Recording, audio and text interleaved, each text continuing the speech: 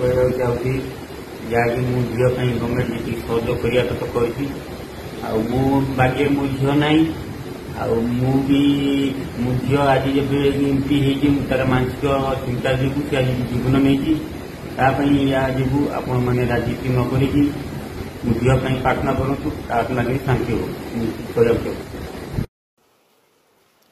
बदलिला बलंगा मामलार मोड़ से दिन थिला जुलाई 19 तारिख शनिवार बलंगा पीड़िता देहरे 3 जन दुर्बृत्त निया लगाई देथिबा अभियोग होइथिला। एहा परे संकटापन्न अवस्था रे भुवनेश्वर एम्स रे भर्ती होइथिले।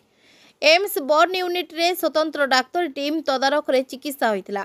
तेबे उभय बीजेडी और कांग्रेस राति सारा एम्स परिसर रे नाराबाजी करबा परे 20 तारिख रे दिल्ली एम्स को एयरलिफ्ट करा जायतिला। 28 तारिख रे पीड़ितांकर दिल्ली एम्स रे तृतीय अस्त्रोपचार होइथिला। अगस्ट 2 तारिख रे दिल्ली एम्स रे पीड़िता आखि बुझिछंती।